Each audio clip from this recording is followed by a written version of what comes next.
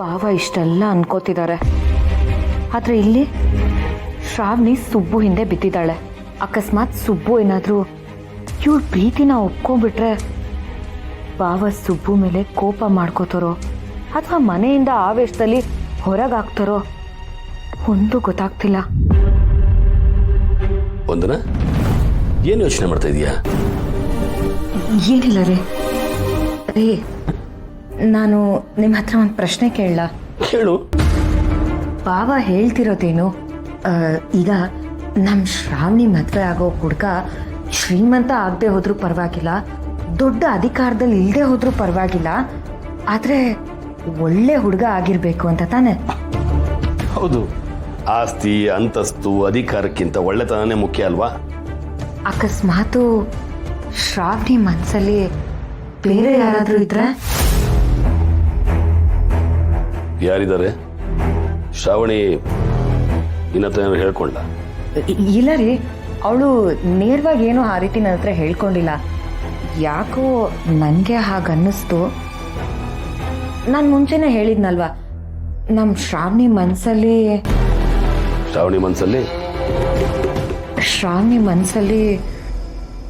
ಸುಬ್ಬು ಇದ್ದಾನೆ ಅಂತ.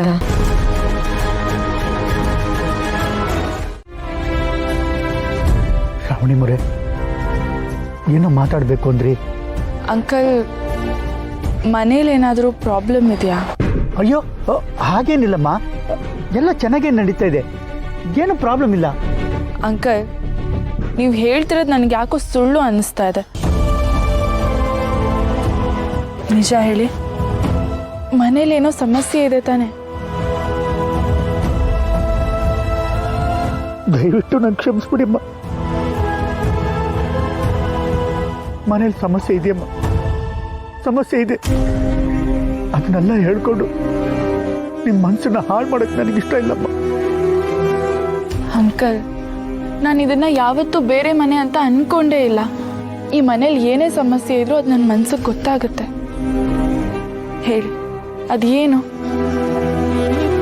ನಮ್ಮ ಮನೆ ಓನರ್ ಮಗಳು ಶ್ರೀವಳ್ಳಿದ್ದಾಳಮ್ಮ, ಅವಳು ನಮ್ಮ ಸುಬ್ಬನ್ನ ಪ್ರೀತಿಸ್ತಾ ಇದ್ದಾಳಂತೆ. ಆದರೆ ನಮ್ಮ ಸುಬ್ಬು ಆಗಲ್ಲ ಅಂತ ಹೇಳಿದ್ದಾನೆ. ಅದಕ್ಕೆ ಶ್ರೀವಳ್ಳಿ ಹತ್ಕೊಂಡು ಕೂತಿದ್ದಾಳಂತಳಮ್ಮ. ಅಂಕಲ್, ಸುಬ್ಬು ಮನ್ಸಲ್ಲೂ ಶ್ರೀವಲ್ಲಿಗೋಸ್ಕರ ಏನಾದರೂ? ಚಚೆ, ಯಾವತ್ತು ಯಾವ ಹೆಣ್ಣನ್ನು ಆ ದೃಷ್ಟಿಲಿ ನೋಡಿಲ್ಲ ನನ್ನ ಮಗ. ಯಾವಾಗಲೂ ಮನೆ ಜವಾಬ್ದಾರಿ ಬಗ್ಗೆ ಯೋಚನೆ ಮಾಡೋ ಮನಸ್ಸಲ್ಲಿ ಪ್ರೀತಿ ಪ್ರೇಮ ಅಂತ ಹೇಗಮ್ಮ ಹುಟ್ಟುತ್ತೆ? ಹಾಗಾದ್ರೆ ಅವನ ಮನ್ಸಲ್ಲಿ ಏನಿದೆ ಅದನ್ನ ಅವನು ಹೇಳಿದಾನೆ, ಅದ್ರಲ್ಲಿ ತಪ್ಪೇನೋ? ಅದರಿಂದ ಸಮಸ್ಯೆ ಯಾಕಾಗಬೇಕು? ಶ್ರೀವಳ್ಳಿ ಹಲ್ಟಾಗಿ ಕೂತಿದ್ದಾಳಲ್ಲ, ಇಂದ್ರಮ್ಮನವರು ಕೋಪ ಮಾಡಿಕೊಂಡು ಮತ್ತೆ ಎಲ್ಲಿ ಈ ಮದುವೆಯನ್ನು ನಿಲ್ಲಿಸ್ಬಿಡ್ತಾರೋ ಅಂತ ಭಯ ಆಗ್ತಿದಮ್ಮ. ಆ ಭಯಕ್ಕೆ ನನ್ನ ಮಗನ್ನ ಬಲಿ ಕೊಡಕ್ಕೆ ಹೊರಟಿದ್ದಾರೆ ಮನೆಯವರು. ವರಲಕ್ಷ್ಮಿ ಮದುವೆ ನಿಂತೋಗುತ್ತೆ ಅನ್ನೋ ಕಾರಣಕ್ಕೆ ಧನಲಕ್ಷ್ಮಿ ಕೋಪ ಮಾಡ್ಕೊಂಡು ಮನೆ ಬಿಟ್ಟು ಹೊರಟೋಗ್ತೀನಿ ಅಂತ ನಿಂತಿದ್ದಾಳೆ. ಅದು ಯಾವುದೂ ಆಗಬಾರ್ದು ಅಂದರೆ ನಮ್ಮ ಸುಬ್ಬು ಶ್ರೀವಳ್ಳಿನ ಮದುವೆ ಆಗಬೇಕಂತೆ. ಪಾಪ ನಮ್ಮ ಸುಬ್ಬು ಅವನ ಜೀವನ ಬಗ್ಗೆ, ಅವನ ಮದುವೆ ಬಗ್ಗೆ ಏನು ಅನ್ಕೊಂಡಿದ್ದಾನೋ ಏನು. ಈ ಮನೆ ಜವಾಬ್ದಾರಿ ಅವನ ಮನಸ್ಸನ್ನು ನುಂಗಾಗ್ತಾ ಇದೆಮ್ಮ, ನುಂಗಾಗ್ತಾ ಇದೆ. ಇಲ್ಲ ಅಂಕಲ್, ಸುಬ್ಬು ಮನ್ಸು ತುಂಬ ನಾನೇ ಇರಬೇಕು. ಮನೆಯವ್ರು ಒತ್ತಾಯ ಮಾಡಿದ್ರು ಅಂತ ಸುಬ್ಬು ಅವನ ಮನಸ್ಸನ್ನ ಅವ್ನು ಬದಲಾಯಿಸ್ಕೋಬಾರ್ದು. ಮನೆಯವರೆಲ್ಲ ಹಿಂಸೆ ಮಾಡ್ತಾರೋದನ್ನ ಕೇಳಿ ಎಲ್ಲಿ ನಮ್ಮ ಸುಬ್ಬು ಒಪ್ಕೊಂಡ್ಬಿಡ್ತಾನೋ ಅಂತ ಭಯ ಆಗ್ತಾ ಇದೆಮ್ಮ, ಭಯ ಆಗ್ತಾ ಇದೆ. ಇಲ್ಲ ಅಂಕಲ್, ಹಾಗಾಗಬಾರ್ದು. ಹಾಗಾಗಕ್ಕೆ ನಾನು ಬಿಡಲ್ಲ. ಮನೆ ಸಮಸ್ಯೆಗೋಸ್ಕರ ಮನ್ಸಿಗೆ ಯಾರು ಮೋಸ ಮಾಡ್ಕೋಬಾರ್ದಲ್ವಾ? ಹೌದು ಶ್ರಾವಣಿ ಅಮ್ಮರೇ, ನಾನು ಆ ದೇವ್ರನ್ನ ಬೇಡ್ಕೊತಾ ಇದ್ದೀನಿ. ಹೇಗಾದರೂ ಮಾಡಿ ಈ ಸಮಸ್ಯೆಗಳನ್ನ ಬಗೆಹರಿಸ್ಬಿಡಪ್ಪ ಅಂತ ಕೇಳ್ಕೊತಾ ಇದ್ದೆ. ಅಷ್ಟರಲ್ಲಿ ನೀವು ಬಂದ್ರಿ ನೋಡಿ. ಆ ದೇವ್ರ ದಯ, ನೀವು ಮನೆಗೆ ಬಂದಾಗೆಲ್ಲ ಒಂದಲ್ಲ ಒಂದು ಸಮಸ್ಯೆ ಇದ್ದೇ ಇರುತ್ತೆ. ಹಾಗೇನಾದ್ರೂ ಈ ಮದ್ವೆ ನಿಂತ್ರೆ ನಾ ಈ ಭೂಮಿ ಮೇಲೆ ಇರಲ್ಲ. ನೀನಲ್ಲ, ನಾವಿಬ್ರು ಈ ಭೂಮಿ ಮೇಲೆ ಇರಲ್ಲ. ಏನ್ರಿ ಹೇಳ್ತಿದ್ದೀರಾ? ಸುಮ್ಮನಿರ, ನಿನ್ ಟೆನ್ಷನ್ ನಿನ್ಗೆ, ನನ್ನ ಟೆನ್ಷನ್ ನನಗೆ.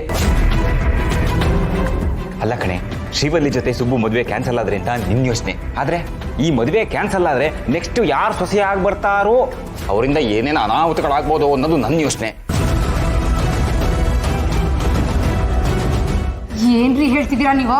ಅಯ್ಯೋ, ಹೆಂಗೆ ಹೇಳಲಿ, ನನ್ನ ಟೆನ್ಷನಲ್ಲಿ ನಾನು ಇದ್ದೀನಿ. ನಾ ಈಗ ಏನು ಹೇಳ್ದೋ ಅಷ್ಟು ಮಾತ್ರ ಅರ್ಥ ಆಯ್ತು ಅಂತ ಸುಮ್ಮನೆ.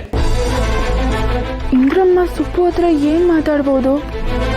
ಸುಬ್ಬು ಏನು ಹೇಳ್ಬೋದು? ಅಕಸ್ಮಾತ್ ಸುಬ್ಬು ಒಪ್ಕೊಂಡ್ಬಿಟ್ರೆ ನಾನು ಯಾವುದಕ್ಕೂ ಅವ್ರು ಏನು ಮಾತಾಡ್ತಾರೆ ಅಂತ ಕೇಳಿಸ್ಕೋಬೇಕು. ದೇವ್ರೆ, ನಮ್ಮ ಕಾರ್ತಿಕೇಯ ಶ್ರೀಬಂದಿನ ಮದುವೆ ಆಗೋಕ್ಕೆ ಒಪ್ಕೋಬಾರ್ದು. ಆದರೆ ಇವನು ಎಮೋಷನಲ್ ಫೂಲ್. ತಂಗಿ ಮದುವೆಗೋಸ್ಕರ ತ್ಯಾಗ ಮಾಡೋ ತ್ಯಾಗರಾಜ ಅನ್ಕೊಬಿಟ್ರು.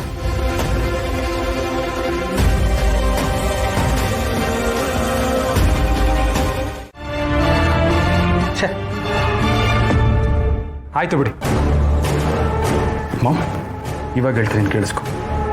ಇನ್ನು ಒಂದೇ ಒಂದು ಕ್ಷಣನೂ ನಾನು ನಿಮ್ಮಲ್ಲಿರಲ್ಲ. ನೀನು ಸತ್ರು ನಾನು ನೋಡೋದಕ್ಕೆ ಬರಲ್ಲ. ಸತ್ತು ವಿಷಯ ಗೊತ್ತಾಗೋದು ಬೇಡ. ಹಾಗೆ ನಾನು ಎಲ್ಲಿದ್ದೀನಿ, ಏನು ಮಾಡ್ತೀನಿ, ಬದುಕಿದ್ದೀನೋ ಸತ್ತಿದ್ದೀನೋ ಇದೆಲ್ಲ ನಿಮಗೂ ಬೇಡ. ನಾನು ಉಸಿರಿರೋರ್ಗೂ ಈ ಮನೆ ಒಳಗೆ ಕಾಲಿಡಲ್ಲ. ಚೆನ್ನಾಗಿರು, ನಾನು ತೊಳಗೋಗ್ತೀನಿ. ಮಾಡಿ ಪ್ಲೀಸ್ ಮಾಡಿ, ನನ್ನ ಮಾತು ಕೇಳು ಮಾಡಿ, ಪ್ಲೀಸ್ ಮಾಡಿ. ಹಾಗೆಲ್ಲ ಮಾತಾಡ್ಬೇಡ ಮಾಡಿ, ಪ್ಲೀಸ್ ಮಾಡಿ. ಹಾಗೆಲ್ಲ ಮಾತಾಡ್ಬೇಡ ಪ್ಲೀಸ್.